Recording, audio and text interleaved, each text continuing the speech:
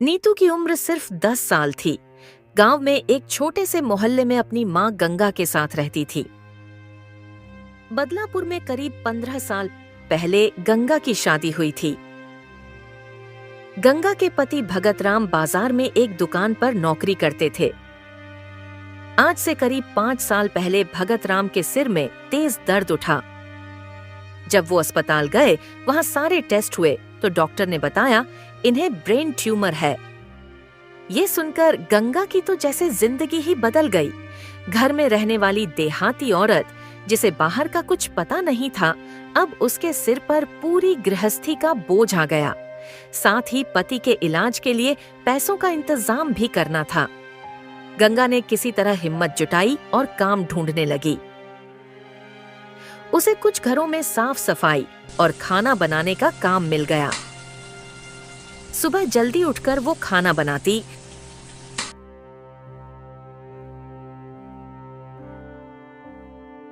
नीतू को भक्तजी के पास छोड़कर काम पर चली जाती।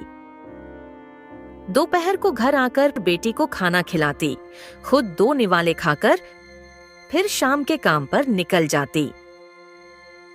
इस बीच भगत की तबीयत और बिगड़ती जा रही थी।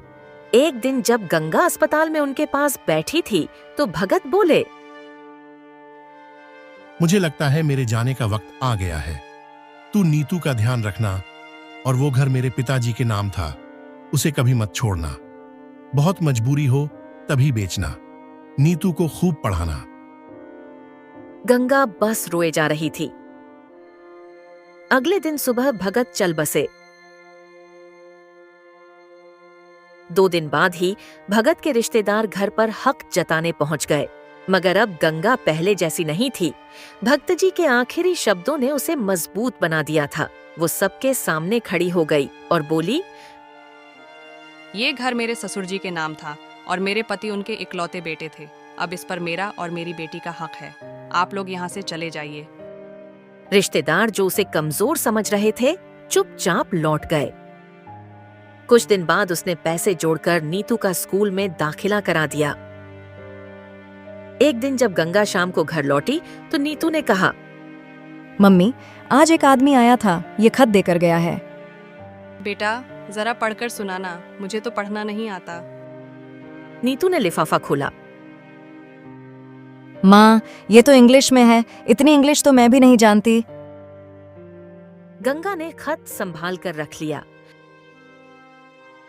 अगले दिन वो अपनी मालकिन के पास गई और खत पढ़वाया। मालकिन बोली, सरकार तुम्हारा घर खरीदना चाहती है और उस पर ऑफिस बनाना चाहती है। ये सुनकर गंगा के होश उड़ गए। नहीं मालकिन, आप जवाब लिख दो। हम अपना घर नहीं बेचेंगे। हम कहाँ जाएंगे? चिंता मत करो, मैं पता लगाती हूँ। शायद सरकार इसके बदले बहुत सारा पैसा दे। 2 दिन बाद मालकिन ने बताया, गंगा, तेरी तो किस्मत ही खुल गई।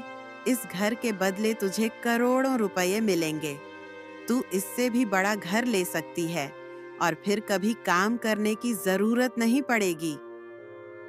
गंगा कुछ समझ नहीं पाई, पर मालकिन ने उसकी पूरी मदद की। उसे बहुत पैसा मिला, नया घर खरीदा और बाकी पैसे बैंक में जमा करवा दिए। गंगा भी घरों में काम करती थी। अब वो नए घर में पहुंच गई थी। एक दिन भगत की फोटो के सामने खड़ी होकर रो रही थी। नीतू ने पूछा, माँ, क्या हुआ? गंगा बोली, देख बेटी, तेरे पापा के साथ मैं सिर्फ 5 साल रही, लेकिन उनके आखिरी शब्दों ने हमारी जिंदगी बदल दी। उन्होंने कहा था, घर कभी मत छोड़ना, और देख, उसी घर ने हमें सब कुछ दे दिया। अगर मैं डर जाती तो रिश्तेदार सब ले जाते। नीतू की आंखों में आंसू आ गए। काश आज पापा जिंदा होते तो कितने खुश होते।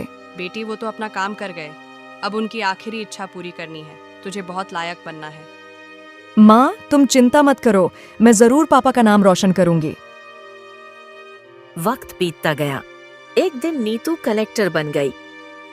माँ देखो, पापा का सपना पूरा हो गया, तुम्हारी बेटी कलेक्टर बन गई। अब तुम्हें काम पर जाने की जरूरत नहीं है। बेटी, तूने अपने पिता की आखिरी इच्छा पूरी कर दी। पैसों की ज़रूरत तो बहुत पहले ही ख़त्म हो गई थी, लेकिन मैं काम इसलिए करती थी क्योंकि उसी काम ने हमारा पेट भरा, तुझे बड़ा किया। उस काम की मैं इज्जत करती हूँ। गंगा और नीतू दोनों भगत की फोटो के सामने खड़ी थीं। गंगा कुछ देर बाद बोली, बस बेटी, अब मेरा काम पूरा हो गया। अब मुझे मुक्ति मिल जाएगी। इतना कहकर वो एक और लुढ़क गई। नीतू रोते हुए बस यही सोच रही थी। माँ ने कभी सुख नहीं देखा। आज जब सुख का वक्त आया तो वो मुक्त हो गईं।